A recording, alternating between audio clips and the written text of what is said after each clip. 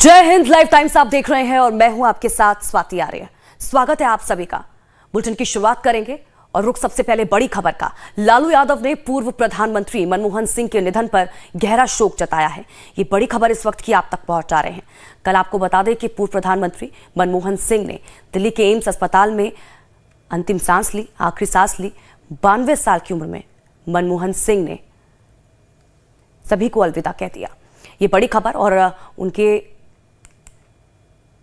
जाने के बाद हर कोई उन्हें श्रद्धांजलि देता हुआ नजर आ रहा है। अब इस बीच बड़ी जानकारी आप तक पहुंचा रहे हैं। लालू यादव ने पूर्व प्रधानमंत्री मनमोहन सिंह के निधन पर गहरा शोक जताया है। पूर्व प्रधानमंत्री मनमोहन सिंह के निधन पर हर कोई दुख व्यक्त कर रहा है, चाहे राजनीतिक पार्टी से जुड़े तमाम चेहरे हों, चाहे विपक्ष हो, चाहे सत्ता पक्ष हो। तमाम लोगों की तरफ से, नेताओं की तरफ से शोक व्यक्त किया जा रहा है। और इस बीच ये बड़ी जानकारी, मनमोहन सिंह की सरकार में मंत्री रहे हैं लालू, और अब लालू यादव की तरफ से पूर्व प्रधानमंत्री मनमोहन सिंह के निधन पर गहरा शोक जताया गया। ये बड़ी जानकारी इस वक्त की आपके टीवी स्क्रीन पर। लालू यादव ने मनमोहन सिंह को श्रद्धांजलि दी है। मनमोहन सिंह के निधन से गहरा शोक है। मनमोहन सिंह की सरकार में मंत्री भी रहे हैं लालू यादव। अब लालू यादव की तरफ से पूर्व प्रधानमंत्री मनमोहन सिंह के निधन पर गहरा शोक जताया गया है। बड़ी खबर इस वक्त की आपके टीवी स्क्रीन पर। मनमोहन सिंह के देश का के लिए बहुत बड़ा क्षति हुआ। डॉक्टर मनमोहन सिंह ईमानदार, निस्वार्थ, इस तरह का नेता बिरले ही मिल सकता है। इस पर कोई आरोप नहीं लगा हो, कुछ नहीं लगा। मंत्रिमंडल में मैं उन्हीं के मंत्रिमंडल में मंत्री था, उनके नेतृत्व में, और उनका बहुत बड़ा सहयोग हमको मिला जगह रेल मंदिर से। उनका निधन का समाचार सुन करके गहरा आघात लगा। ईश्वर से प्रार्थना करते हैं कि उनकी मृत आत्मा को, उनके सोल को शांति प्रदान करें, और जो परिवार है उनको भी शक्ति हो जाए। देश का के लिए बहुत बड़ा क्षति हुआ। डॉक्टर मनमोहन सिंह ईमानदार, निस्वार्थ, इस तरह का नेता बिरले ही मिल सकता है। इस पर कोई आरोप नहीं लगा हो, कुछ नहीं लगा। मंत्रिमंडल में मैं उन्हीं के मंत्रिमंडल में मंत्री था, उनके नेतृत्व में, और उनका बहुत बड़ा सहयोग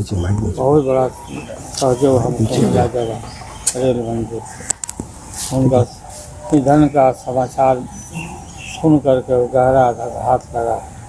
ईश्वर से प्रार्थना करते हैं कि उनकी मृत आत्मा को, उनके सोल को शांति प्रदान करें, और जो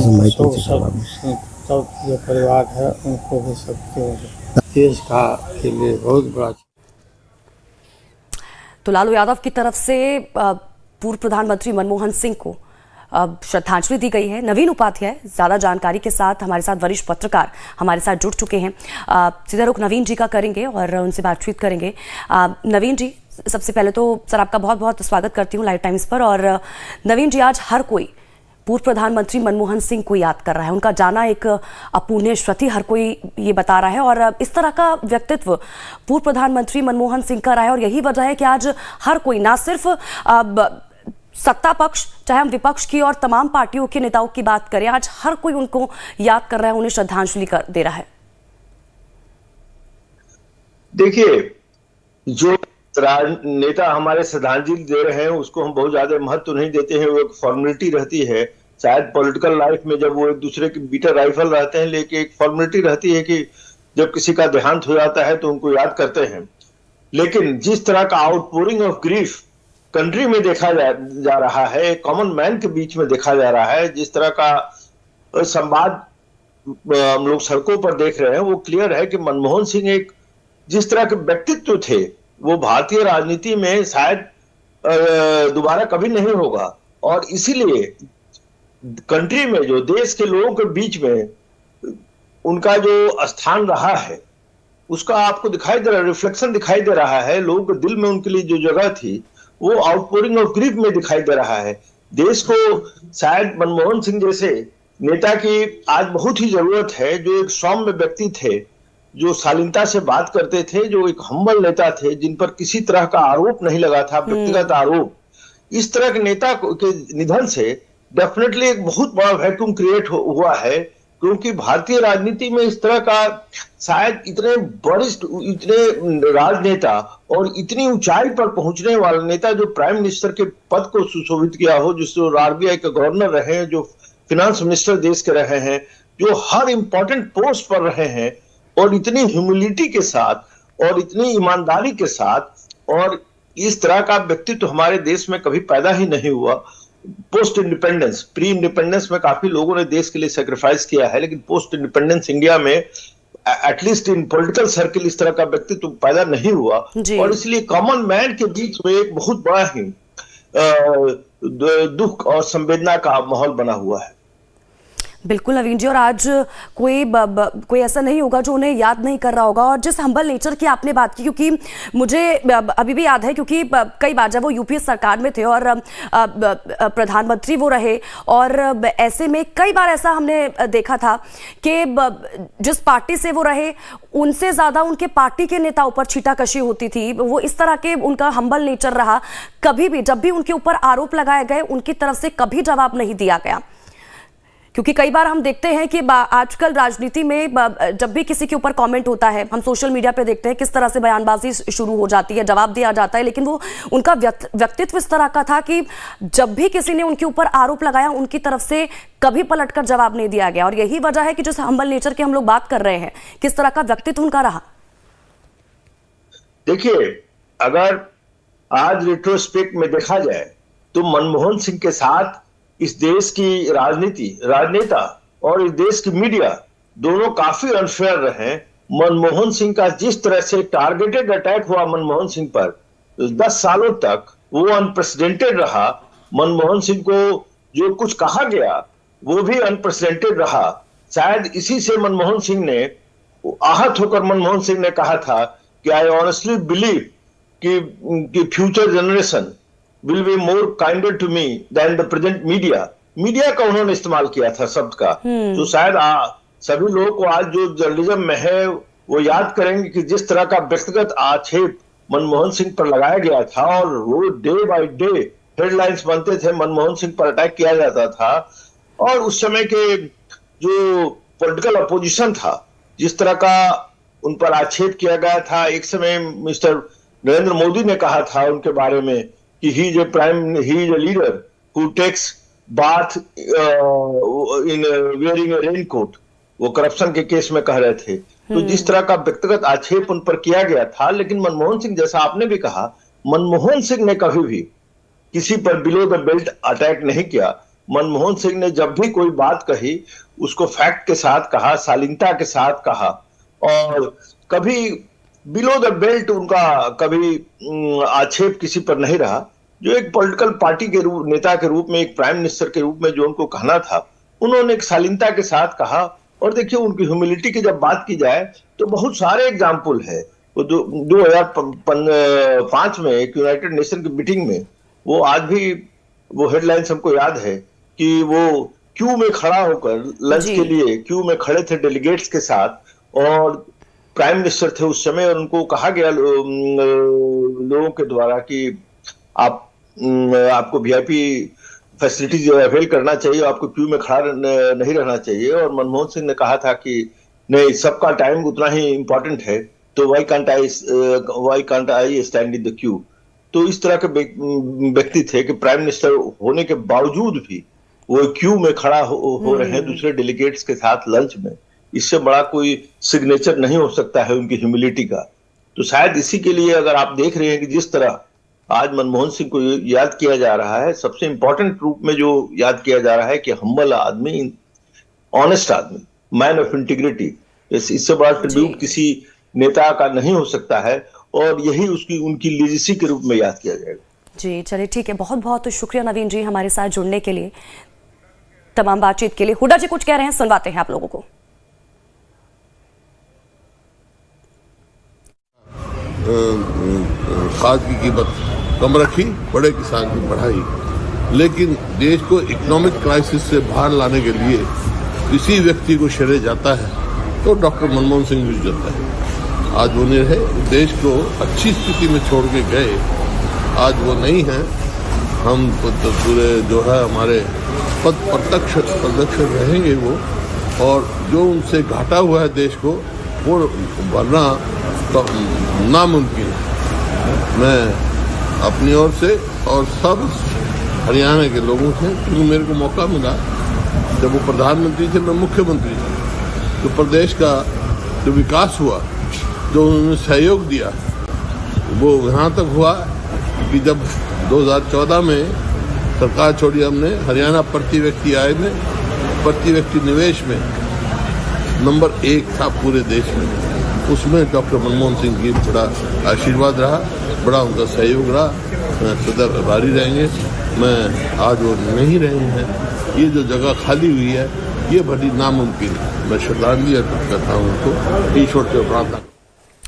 तो भूपेंद्र सिंह हुड्डा को आप लोग सुन रहे थे। पुण्य श्रुति पूर्व प्रधानमंत्री मनमोहन सिंह का जाना उन्होंने बताया, और जिस इकोनॉमिक क्राइसिस से देश को उबारा उन्होंने, बाहर निकाला, उन तमाम चीज़ों को याद करते हुए नजर आए। इसी के साथ ही लाइव टाइम्स पर खबरों का सिलसिला लगातार जारी है, बने रहिए हमारे साथ।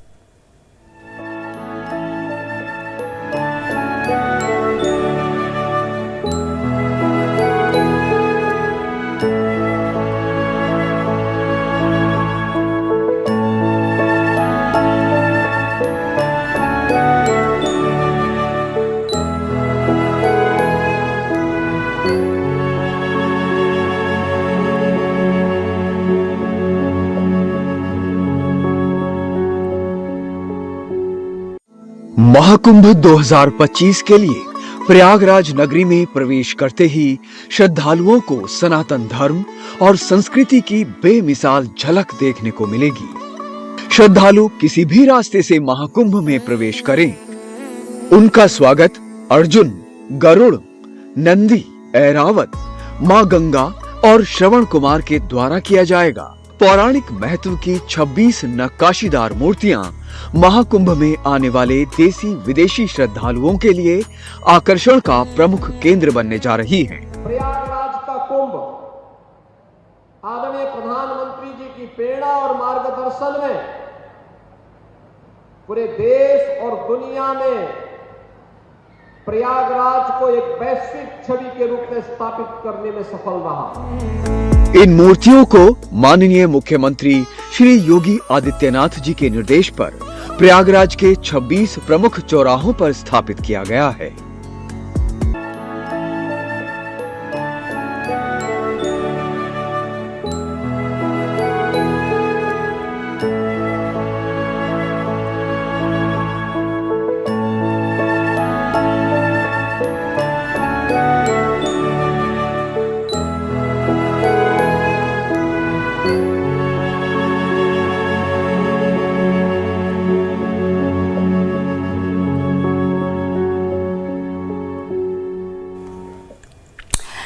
तो मनमोहन सिंह का जन्म 26 सितंबर 1932 को गा यानी कि पंजाब के पाकिस्तान में हुआ था। तो आपको बता दें कि इनके पिता का नाम गुरमुख सिंह और माता का नाम अमृत कौर था। मनमोहन सिंह के बचपन में ही उनकी माता का स्वर्गवास हो गया था। उनकी दादी ने उनका पालन पोषण किया था। इस बीच सुशील सिंधे की तरफ से कुछ कहा जा रहा है, क्या कुछ कह रहे हैं वो सुनवाते हैं आपको। प्रणब मुखर्जी साहब राष्ट्रपति बन गए थे तो किसी को तो चुनना था, तो उन्होंने मुझे चुना और लोकसभा का नेता बनाया। तो ऐसे एक महान व्यक्ति जिसे मेरे लाइफ में तो मैं भूल नहीं सकता हूँ, एक बहुत सभ्य सज्जन, इस प्रकार का नेता जो बहुत कम लोग ऐसे होते हैं कि जो दूसरे को समझ लेते हैं, एक दूसरे को समझने वाला, डिफिकल्टी समझने वाला, पूरे देश को अर्थनीति देने वाला एक नेता हमारे में से चले गया। उनको हम श्रद्धांजलि अर्पित करते हैं। देश के पूर्व प्रधानमंत्री डॉक्टर मनमोहन सिंह जी के निधन से आज मन बहुत व्यथित हुआ है। डॉक्टर मनमोहन सिंह जी बहुत एक बड़े अर्थशास्त्री थे, देश में एक नई दिशा उन्होंने दी है। उदारीकरण के वो पक्षधर थे। उनके निधन से सारा देश एक प्रकार से गमगीन है। मैं इस अवसर पर उनको श्रद्धांजलि अर्पित करता हूँ। तो केंद्रीय मंत्री मनोहर लाल को भी आप लोग सुन रहे थे। हर किसी की तरफ से शोक व्यक्त किया जा रहा है, श्रद्धांजलि उन्हें दी जा रही है।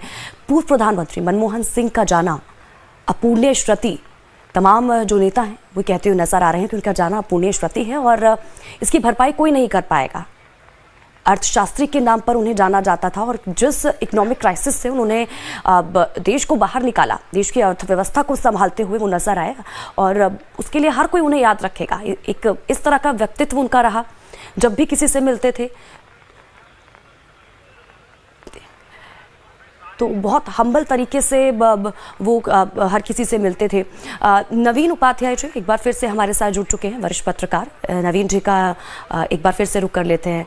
नवीन जी, हम तमाम लोगों को सुन रहे थे, तमाम नेताओं की तरफ से शोक व्यक्त किया जा रहा है, उन्हें याद किया जा रहा है और हम भूपेंद्र सिंह हुड्डा को भी सुन रहे थे। उनकी तरफ से कहा गया, जब पूर्व प्रधानमंत्री मनमोहन सिंह जिस समय पीएम थे तो वो उस दौरान सीएम थे और जिस तरह से विकास का काम उनकी तरफ से किया गया ये कोई भी भुला नहीं पाएगा उनकी तरफ से ये। और जिस तरह से अर्थशास्त्री, क्योंकि राजनीतिज्ञों के बीच में वो अर्थशास्त्री थे, अर्थशास्त्रियों के बीच में वो राजनीतिज्ञ थे, तो इस तरह का उनका नेचर और व्यक्तित्व रहा है। हर कोई उन्हें आज याद कर रहा है।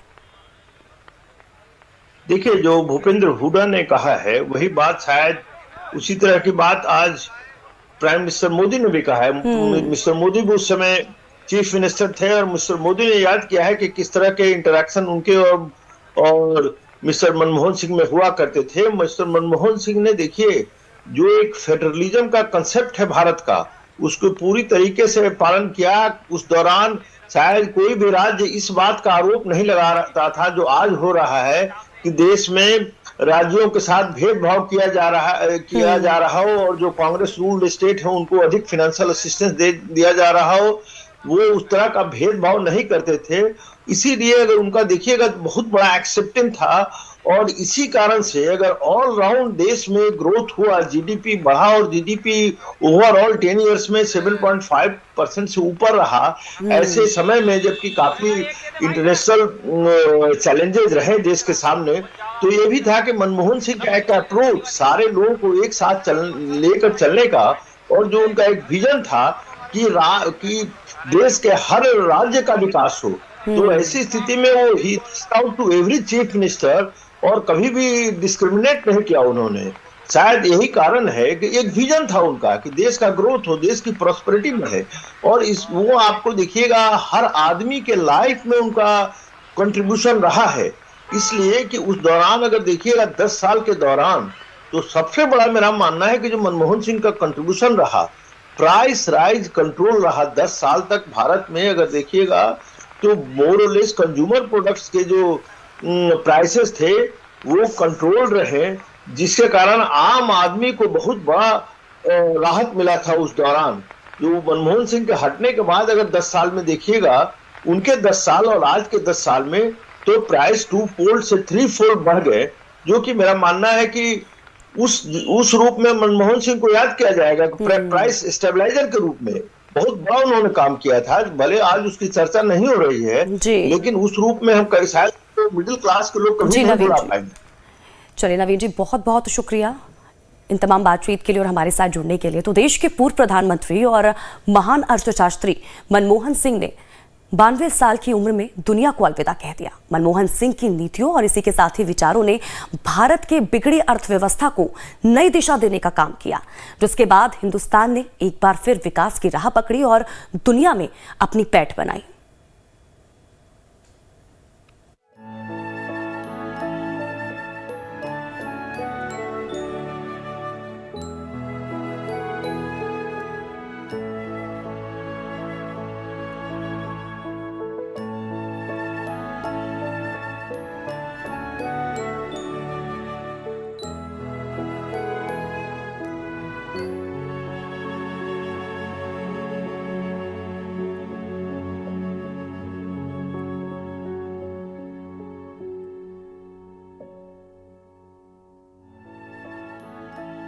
पूर्व प्रधानमंत्री मनमोहन सिंह का गुरुवार रात नई दिल्ली में 92 साल की उम्र में निधन हो गया। उन्हें शाम को आपातकालीन वार्ड में अखिल भारतीय आयुर्विज्ञान संस्थान में भर्ती कराया गया था। 26 सितंबर 1932 को पश्चिम बंगाल के गाह में गुरमुख सिंह और अमृत कौर के घर जन्मे सिंह को उनके काम के लिए दुनिया भर में सम्मान दिया गया था, खासकर आर्थिक क्षेत्र में। उन्होंने 2004 से 2014 तक 10 साल तक प्रधानमंत्री के रूप में देश का नेतृत्व किया। सिंह ने 1948 में पंजाब विश्वविद्यालय से अपनी मैट्रिक परीक्षा पूरी की। उनके शैक्षणिक जीवन ने उन्हें पंजाब से यूके के कैम्ब्रिज विश्वविद्यालय ले गया, जहां उन्होंने 1957 में अर्थशास्त्र में प्रथम श्रेणी की ऑनर्स की डिग्री हासिल की। इसके बाद सिंह ने 1962 में ऑक्सफोर्ड विश्वविद्यालय के नफील्ड कॉलेज से अर्थशास्त्र में डीफिल किया। उन्होंने UNCTAD सचिवालय में भी कुछ समय के लिए काम किया और बाद में 1987 और 1990 के बीच जिनोवा में दक्षिण आयोग के महासचिव बने।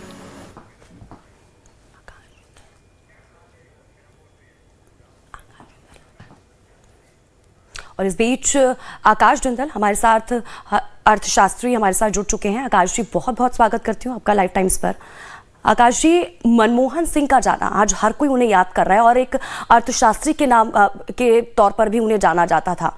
आज हर कोई ये कहता हुआ नजर आ रहा है कि जिस इकोनॉमिक क्राइसिस से उन्होंने तमाम जो चाहे हम भारत की बात करें बाहर निकाला, अब अर्थव्यवस्था को पटरी पर लेकर वो आए, अब उस वजह से आज हर कोई उन्हें याद करता हुआ नजर आ रहा है। और जिस तरह का उनका व्यक्तित्व रहा है, क्योंकि तमाम जो राजनीतिक लोग हमारे साथ जुड़ रहे हैं उनकी तरफ से यही कहा जा रहा है कि बहुत हम्बल नेचर के थे।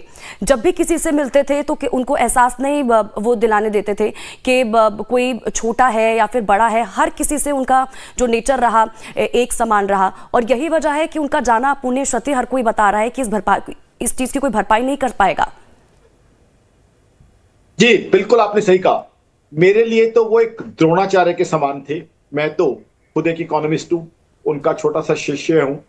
मैं तो एकलव्य की भांति हूं उनके लिए। और सबसे इंपॉर्टेंट बात यह है, उन्होंने हिंदुस्तान की इकोनॉमी को नई दिशा दी, नई दशा दी। देखिए, जब वो फाइनेंस मिनिस्टर के रूप में उन्होंने ज्वाइन किया तो हिंदुस्तान की इकोनॉमी में कई समस्याएं थी। डॉक्टर मनमोहन सिंह की ही इकोनॉमी की नॉलेज थी, ग्लोबल इकोनॉमी की अंडरस्टैंडिंग थी कि उन्होंने हिंदुस्तान की इकोनॉमी को लिबरलाइज किया, हिंदुस्तान की इकोनॉमी को ग्लोबल इन्वेस्टर्स के लिए ओपन किया, यहां लिबरलाइजेशन की, हमारी करेंसी को जो है स्ट्रेंथन किया। और बहुत से उनके एफर्ट्स थे जो लिबरलाइजेशन के, जिससे हिंदुस्तान की इकोनॉमी ग्लोबल इकोनॉमीज के पैरेलल आके खड़ी हुई है। आज जो लिबरलाइजेशन के फायदे हम उठा रहे हैं, आज दुनिया भर का इन्वेस्टर जो हिंदुस्तान में इन्वेस्ट कर रहा है, चाहे फॉरेन डायरेक्ट इन्वेस्टमेंट हो, चाहे फॉरेन पोर्टफोलियो इन्वेस्टर हो, हमारे यहां से ग्लोबल ट्रेड हो रहा है, उसका जो बेस था, उसका फाउंडेशन डॉक्टर मनमोहन सिंह ने रखा था। और मैं वक्त बता दूं, वो वक्त ऐसा था जब वो फाइनेंस मिनिस्टर बने थे। ज्यादातर नेता नहीं समझ पा रहे थे उनकी इकोनॉमिक पॉलिसीज को, बहुत सा क्रिटिसिज्म भी उन्हें फेस करना पड़ता था। लेकिन ये उनका मृदुल और शांत स्वभाव था कि किसी भी बात से वो डिस्टर्ब नहीं होते थे। अपनी कामनेस के साथ वो आगे चलते गए, अपने रास्ते पे चले गए और हिंदुस्तान की इकोनॉमिक लिबरलाइजेशन का बड़ा अनमोल तोहफा उन्होंने दिया है। यही वजह है कि आज हर कोई ना सिर्फ उनके पार्टी से जुड़े लोग बल्कि जो विपक्षी दलों के नेता हैं वो भी लगातार उन्हें आज श्रद्धांजलि लेते हुए याद करते हुए नजर आ रहे हैं। बहुत बहुत शुक्रिया आपका हमारे साथ जुड़ने के लिए, तमाम बातचीत के लिए। और इसी के साथ ही लाइफ टाइम्स पर खबरों का सिलसिला लगातार जारी है, बने रहिए हमारे साथ।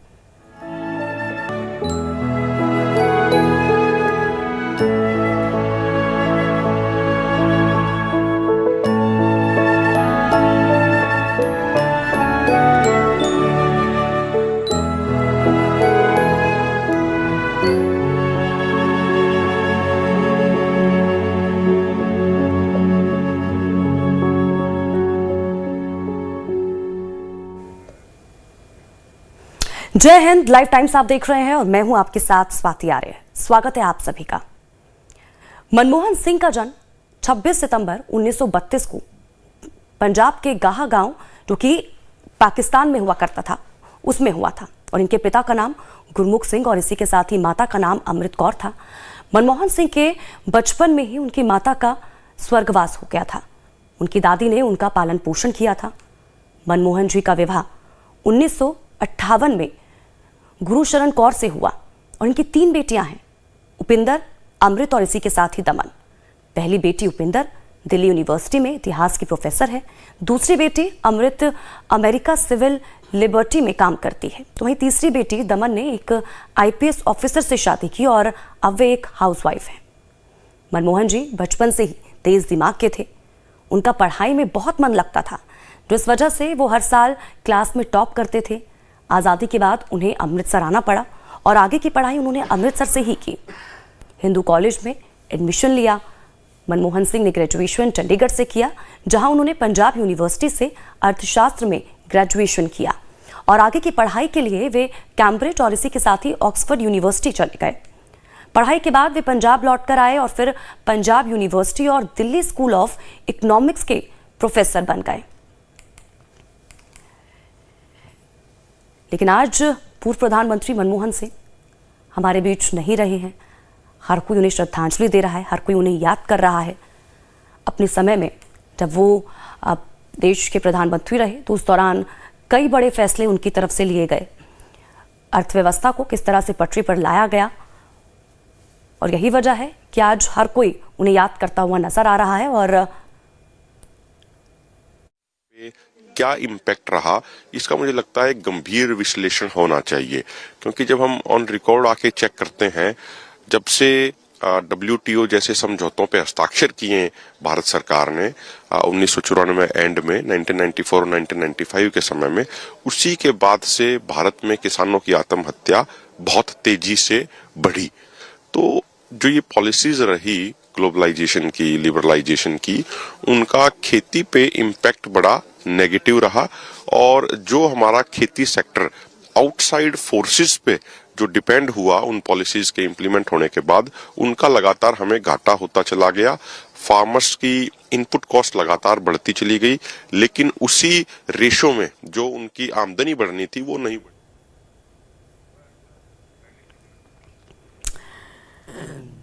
तो देखिए, पूर्व प्रधानमंत्री मनमोहन सिंह को आज हर कोई याद कर रहा है। आकाश जिंदल हमारे साथ बने हुए हैं, अर्थशास्त्री। एक बार फिर से आकाश जी का रुख कर लेते हैं। आकाश जी, अब हम लगातार पूर्व प्रधानमंत्री मनमोहन सिंह को लेकर बात कर रहे हैं। अब क्योंकि जब उनके बचपन की बात की जाए, क्योंकि पाकिस्तान के पंजाब के गाहा गांव में उनका जन्म हुआ, बचपन में ही माता पिता को खो दिया।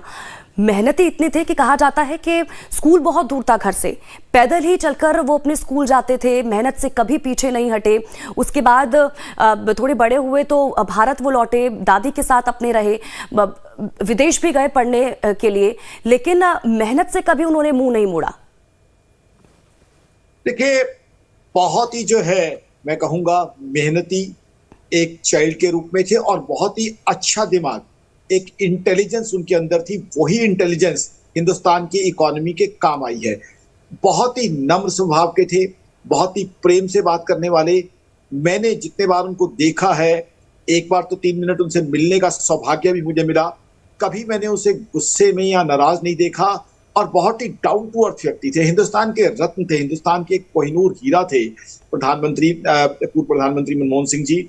फाइनेंस मिनिस्टर के रूप में हिंदुस्तान को उन्होंने जो कुछ दिया है, लिबरलाइजेशन, इकोनॉमिक ग्रोथ, उसी के आज जो है फ्रूट्स हैं जो मेरे जैसे लोग खा रहे हैं। मेरे जैसे इकोनॉमिस्ट ने तो उनसे बहुत कुछ सीखा है, समझा है। और आज जो इकोनॉमिक पॉलिसीज मैं तमाम चैनल पे डिस्कस करता हूं, उसमें से ज्यादातर उन्हीं से सीखी हुई हैं। तो मैं तो उनको एक द्रोणाचार्य, एक भीष्म पितामह के रूप में देखता हूं और खुद को उनका एक शिष्य के रूप में, एक एकलव्य के रूप में देखता हूं। बहुत कुछ उन्होंने हिंदुस्तान की इकोनॉमी को दिया है। लिबरलाइजेशन, फॉरेन इन्वेस्टर्स के लिए हिंदुस्तानी मार्केट्स का ओपन अप करना, इंडियन मार्केट्स को ग्लोबल मार्केट्स के साथ कनेक्ट करना और एक विजन रखना। सबसे इंपॉर्टेंट बात यह है कि आज लिबरलाइजेशन, ग्लोबलाइजेशन की हर कोई बात करता है, लेकिन 90s में यहाँ के ज्यादातर नेता ऐसे थे जो लिबरलाइजेशन, ग्लोबलाइजेशन को नहीं समझते थे। उन चैलेंजेस को, उस माहौल के अंदर लिबरलाइजेशन और ग्लोबलाइजेशन को आगे लेके जाना और हिंदुस्तान की इकोनॉमी को इतना तरक्की देना बहुत ही चैलेंजिंग काम था। और मैं ये बात कहूंगा, उसमें काफी क्रिटिसिज्म भी हुई। इस समय की जो है इलेक्ट्रॉनिक मीडिया तो होता नहीं था, न्यूज़पेपर्स में काफी क्रिटिसिज्म भी करते थे कई नेता लोग, लेकिन उसके बावजूद भी अपने पग से डगमगाए नहीं, चलते रहे, तटस्थ रहे, और उन्हीं का तोहफा है ये जो आज लिबरलाइजेशन के फायदे हम उठा रहे हैं। आज जो हम 5th लार्जेस्ट इकोनॉमी बने हुए हैं, 3rd लार्जेस्ट इकोनॉमी बनने की तरफ बढ़ रहे हैं, आज की सरकार का इसमें पूरा कंट्रीब्यूशन है। लेकिन इसके लिए जो सड़क है, इसके लिए जो मार्ग है, इसके लिए जो पिलर्स हैं, इसके लिए जो रास्ता है, वो मनमोहन सिंह जी ने एज अ फाइनेंस मिनिस्टर बना दिया था। तो उनका कंट्रीब्यूशन जो है देश कभी नहीं भूलेगा।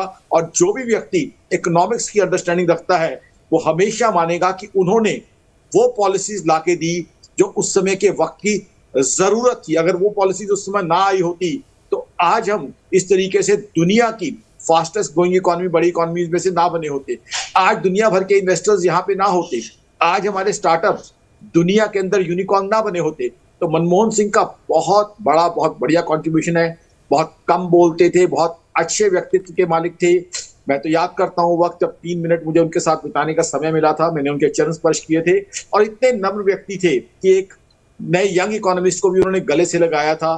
तो मैं तो कहूंगा उनको सैल्यूट करता हूँ, उनको नमन करता हूँ, उनको श्रद्धांजलि देता हूँ। और पूरा राष्ट्र जो है कहीं ना कहीं उनका सम्मान करता है।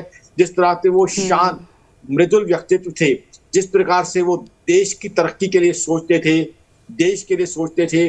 उन्होंने एक अध्यापक के रूप में कई इकोनॉमिस्ट को पढ़ाया भी है, वो सब भी उन्हें याद रखते हैं। और मैं तो जब अमेरिकन यूरोपियन से बात किया करता हूँ अभी भी, तब भी वो मनमोहन सिंह का वो वक्त याद करते हैं कि किस तरीके से हिंदुस्तान ओपन अप हुआ और इन्हें हिंदुस्तान की इकोनॉमी और मार्केट्स के बारे में पता चला और हिंदुस्तान के अंदर वो ऐड हुए। तो कहीं ना कहीं जो है बहुत बड़ा कंट्रीब्यूशन उनका रहा है as finance minister Narasimha Rao साहब की कैबिनेट में, उससे पहले आरबीआई गवर्नर के रूप में। मैं कहूंगा देश का एक अनमोल रत्न थे डॉक्टर मनमोहन सिंह।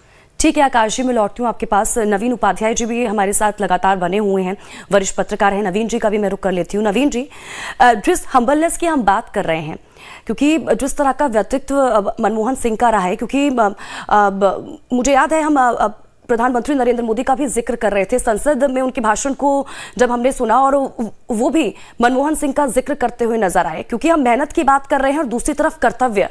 वो तस्वीर हर किसी ने देखी थी जब व्हीलचेयर पर वो संसद के अंदर पहुंचे थे और अपने कर्तव्य को निभाते हुए नजर आए थे। कहीं ना कहीं एक बेंचमार्क उनकी तरफ से सेट किया गया कि किसी भी परिस्थिति में कैसे भी हो, लेकिन अपने कर्तव्य से वो पीछे ना हटे। और कहीं ना कहीं वो तस्वीर देश भर ने देखी थी। देखिए, मनमोहन सिंह ने का जो कंट्रीब्यूशन है और जो व्यक्तित्व है अनपैरेलल्ड है। और अभी जो आकाश जी जिक्र कर रहे थे, किस तरीके से उन्होंने इकोनॉमी को लिबरलाइज किया, वो तो एक कास्ट इन स्टोन है। जिस तरीके से देश की अर्थव्यवस्था को उन्होंने बदला। और आप एक बड़ा इंटरेस्टिंग एनेक्डोट्स है जो काफी चर्चित भी रहा है और काफी लोगों ने उसको अपने किताबों में भी लिखा है कि जब 1991 में नरसिम्हा राव प्राइम मिनिस्टर थे और उन्होंने जब ये ऑफर दिया था फिनांस मिनिस्टर का जॉब मनमोहन सिंह को, तो मनमोहन सिंह ने उनसे पूछा था, देखिए उनका ह्यूमिलिटी कितना पर्सोनिफाइड है कि वो एक व्यक्ति जो शायद सबसे बड़ा जानकार रहा हो देश की अर्थव्यवस्था का, आरबीआई के गवर्नर से लेकर सारे पोस्ट उन्होंने होल्ड किया था जो इकोनॉमिक्स को रखना चाहिए। उन्होंने नरसिम्हा राव से पूछा कि आर यू श्योर कि I am fit for this job. तो देखिए इस तरह का, और Manmohan because I am not a politician, और नरसिम्हा राव ने उनको कहा था precisely for this reason alone I want you as finance minister.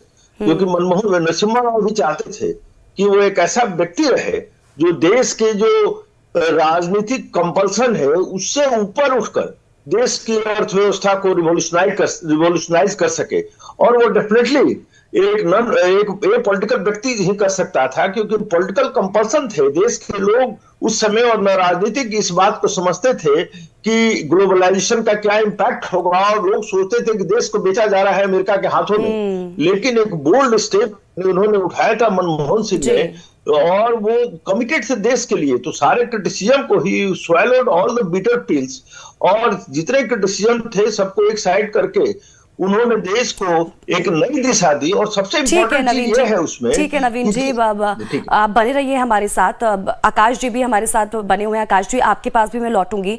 तो पूर्व प्रधानमंत्री मनमोहन सिंह आज हमारे बीच नहीं रहे हैं, लेकिन आज हर कोई उन्हें याद कर रहा है।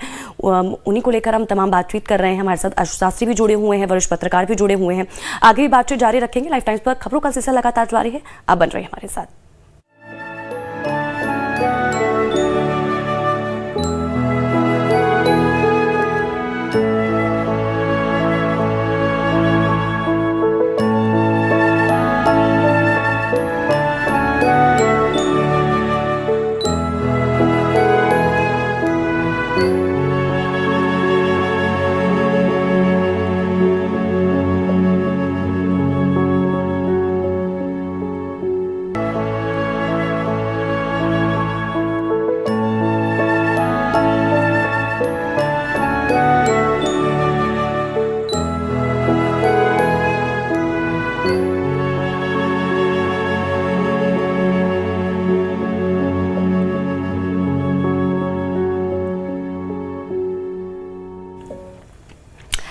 तो देखिए, पूर्व प्रधानमंत्री मनमोहन सिंह आज हमारे बीच नहीं रहे हैं, लेकिन इस बीच तमाम लोगों की तरफ से प्रतिक्रियाएं भी आ रही हैं। लेकिन जिस तरह का उनका बचपन रहा, क्योंकि लगातार हम उनके बचपन को लेकर भी बात कर रहे हैं, जिन मुश्किलातों से वो जूझते हुए आगे बढ़े, क्योंकि माता पिता को उन्होंने बचपन में ही खो दिया था।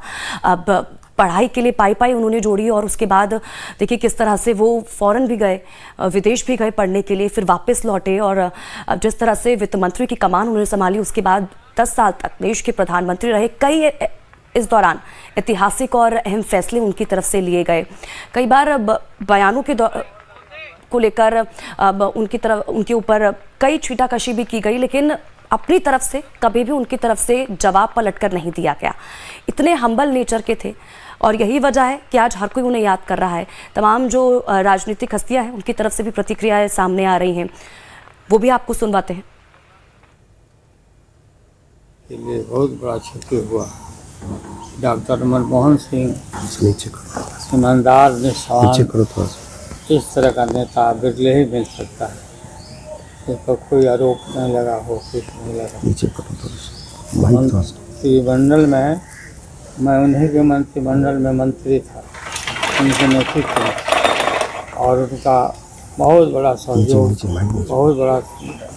हमको मिला जगह रेल मंदिर से। उनका निधन का समाचार सुन करके गहरा आघात लगा। ईश्वर से प्रार्थना करते हैं कि उनकी मृत आत्मा को, उनके सोल को शांति प्रदान करें और जो परिवार है उनको भी शक्ति हो जाए। विश्व के उन शख्सियतों को झटका है जो देश में राजनीति के अलावा अर्थव्यवस्था को महत्व देते हैं। आज मनमोहन सिंह जी की उदारीकरण की नीति की बदौलत करोड़ों घरों में राइट टू फूड के अंतर्गत लोगों को भोजन नसीब हो। कांग्रेस का तो बहुत ही बड़ा अपूर्णीय क्षति है, देश को भी है, पर मैं तो मानता हूँ विश्व के क्षितिज पर मनमोहन सिंह जैसे लोग बिरले पैदा होते। देश के पूर्व प्रधानमंत्री डॉक्टर मनमोहन सिंह जी के निधन से आज मन बहुत व्यथित हुआ है। डॉक्टर मनमोहन सिंह जी बहुत ही एक बड़े अर्थशास्त्री थे। देश में एक नई दिशा उन्होंने दी है।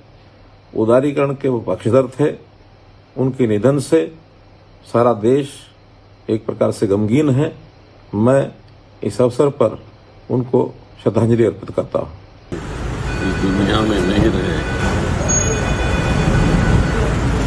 हमें बड़ा दुख होता है कि हमने उनके साथ काम किया।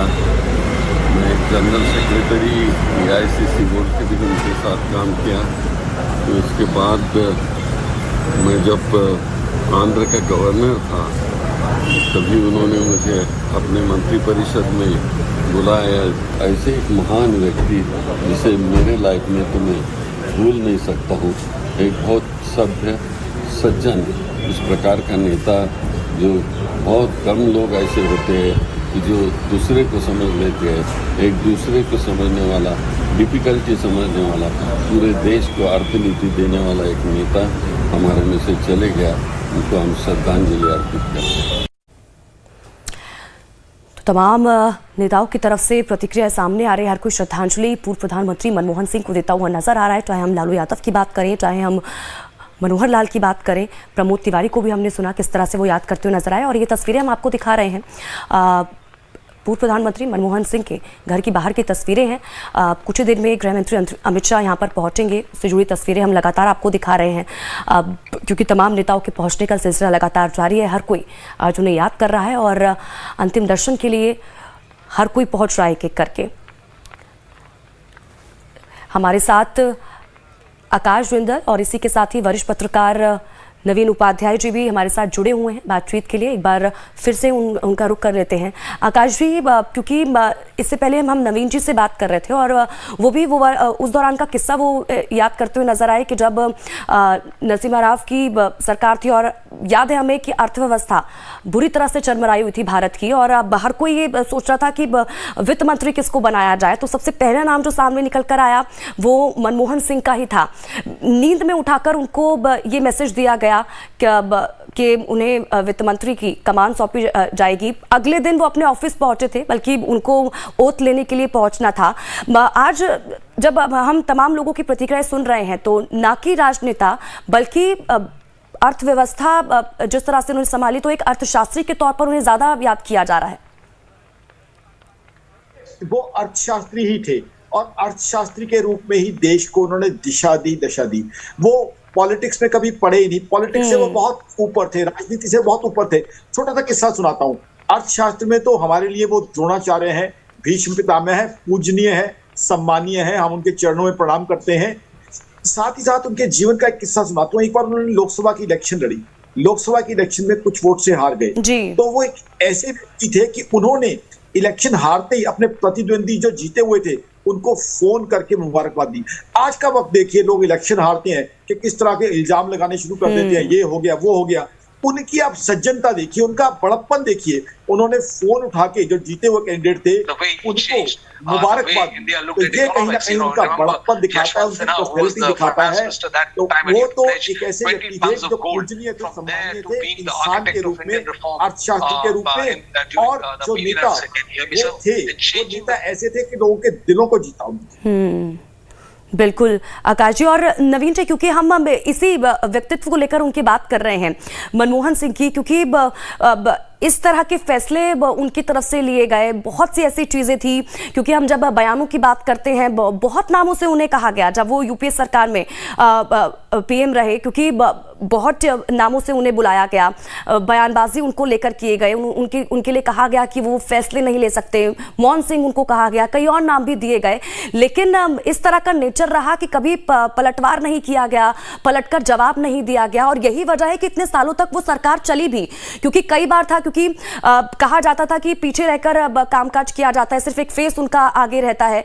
लेकिन कई मौकों पर चाहे हम सोनिया गांधी की बात करें, उनकी तरफ से उनके फैसलों को माना गया। कई बार वो झुके, कई बार सोनिया गांधी झुके, और यही वजह है कि इतने लंबे वक्त तक सरकार आगे तक बढ़ी। देखिए, मनमोहन सिंह के बारे में जो हम लोग चर्चा कर रहे हैं और हम लोग बात कर रहे हैं कि उनके सौम्य व्यक्तित्व के बारे में और उनके साइलेंट नेचर के बारे में, एक साथ एक चीज और याद रखना चाहिए। इन सब के बावजूद भी मनमोहन सिंह न्यू कि व्हाट ही हैड टू से, और मनमोहन सिंह ने कभी भी वो हल्ला हंगामा नहीं किया, लेकिन उन्होंने अपनी बात को बहुत ही स्पष्ट रूप से रखा। और आपको याद रहना चाहिए कि 2014 का जो इलेक्शन का कैंपेन चल रहा था, उस कैंपेन के दौरान मनमोहन सिंह ने एक रैली में कहा था जी, आई थिंक रैली था या इंटरव्यू था, याद हमको नहीं आ रहा है, और उन्होंने पहली बार हमको लगता है इस तरह का शब्द इस्तेमाल किया था एक ऐसे व्यक्ति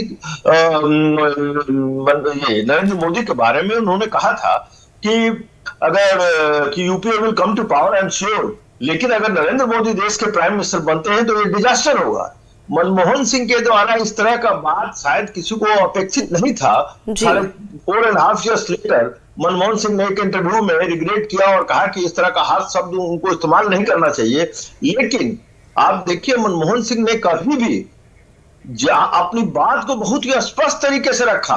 वो इंडिया टुडे का एक इंटरव्यू मुझे याद है जिसमें उन्होंने नरेंद्र मोदी पर ऑल राउंड अटैक किया था और नरेंद्र मोदी पर कई तरह के सवाल उठाए थे मुजफ्फरपुर नगर राइट से लेकर बीफ कंट्रोवर्सी तक, और जिस तरीके से देश में विभिन्न राज्यों के साथ और पॉलिटिकल क्लास के साथ डिस्क्रिमिनेशन किया जा रहा है, इन सारे चीजों को बहुत ही स्ट्रॉन्ग भाषा में उन्होंने हाईलाइट किया था। तो मनमोहन सिंह को शायद ये कहना सही नहीं होगा कि मनमोहन सिंह जो चीजों को एक साइलेंट तरीके से स्वैलो करके रह जाते थे, जो उनको अपनी बात कहनी रहती थी वो स्पष्ट रूप से कहते थे, लेकिन उसमें वो ड्रामा और तमाशा नहीं रहता था। वो अपनी बात को स्पष्ट तरीके से कहते थे शालीन लैंग्वेज में, लेकिन कभी वो पीछे नहीं हटते थे। ठीक है नवीन जी, मैं लौटती हूँ आपके पास, लेकिन इस बीच कुछ तस्वीरें भी आ रही हैं, वो भी अपने दर्शकों तक पहुंचा दी। अमृतसर के घर की तस्वीरें हैं पूर्व प्रधानमंत्री मनमोहन सिंह के, जब वो वहां रहा करते थे, लेकिन अभी देखिए जो घर है पूरा खंडर में तब्दील हो चुका है, कोई यहाँ पर रहता नहीं है, लेकिन तस्वीरें लगातार दिखा रहे हैं। उस बीच यहाँ पर जो उनके पड़ोसी हैं उनकी तरफ से क्या कुछ कहा गया है, ये अब अपने दर्शकों तक पहुंचाते हैं। यहाँ पे रहते थे, उनका सारा बचपन यहाँ पे बीता है। उसके बाद जब वो बड़े हुए तो मेरी उम्र कम थी, तो इसलिए इतनी जान पहचान नहीं थी। ठीक है, वैसे कि हमने देखा हुआ है उनको। कैसा स्वभाव था? बहुत अच्छा स्वभाव था। परिवार कैसा था? अच्छा परिवार था। वो कहते पढ़ने का बहुत शौकीन होते थे वो बचपन से ही काफी लायक थे। बहुत अच्छा स्वभाव था, बहुत ही रहम दिली मन के थे वो। बड़ा दुख है उनका कि चलो ये जो भी हुआ भगवान की मर्जी है, वैसे अच्छा नहीं है। तो देखिए अमृतसर में जो पूर्व प्रधानमंत्री मनमोहन सिंह के जो पड़ोसी थे, उनकी तरफ से भी उन्हें याद किया जा रहा है। उनके व्यक्तित्व को लेकर कहा जा रहा है कि बहुत हम्बल नेचर के थे, बहुत अच्छे और शालीन स्वभाव के थे मनमोहन सिंह। गेस्ट हमारे साथ लगातार बने हुए हैं। नवीन जी, हम लगातार हम्बलनेस की बात कर रहे हैं, और अमृतसर में जो उनके पड़ोसी हैं रहे मनमोहन सिंह के, उनको भी हम सुन रहे थे, और वो भी उनके व्यक्तित्व को लेकर ही बातचीत करते हुए नजर आए। उन्होंने कहा कि बहुत शालीन स्वभाव के थे, बहुत अच्छे इंसान थे और बहुत हम्बल नेचर के थे। वो भी यही बोलते हुए नजर आए।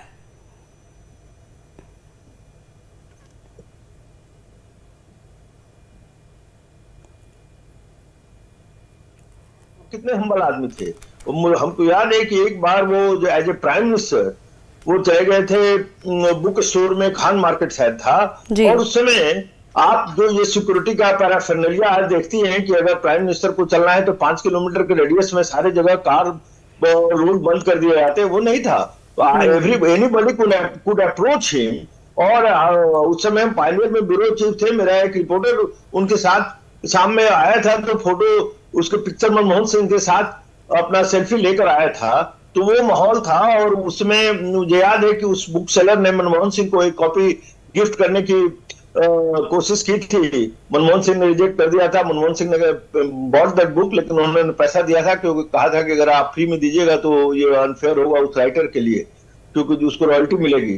तो इस तरह का व्यक्तित्व था। देखिए सैकड़ों ऐसी घटनाएं हैं जहां पर मनमोहन सिंह का ये सौम्य और शालीन स्वभाव सामने आया है। जो जर्नलिस्ट, तो every journalist will miss him, क्योंकि जब तक मनमोहन सिंह 10 साल तक प्राइम मिनिस्टर थे, तो उनके जितने फॉरेन टूर हुआ करते थे, जर्नलिस्ट उनके साथ जाते थे उसी फ्लाइट में, और डेफिनेटली थ्रू आउट इंटरेक्शन हुआ करता था। वो क्लोज इनकाउंटर जो है वो अब ड्रीम रह गया किसी भी जर्नलिस्ट के लिए। आज के दिन में किसी भी जर्नलिस्ट को प्राइम मिनिस्टर। ठीक है नवीन जी, आकाश जी भी हमारे साथ जुड़े हुए हैं, आपसे बातचीत आगे जारी रखेंगे। तो पूर्व प्रधानमंत्री मनमोहन सिंह को आज हर कोई याद कर रहा है।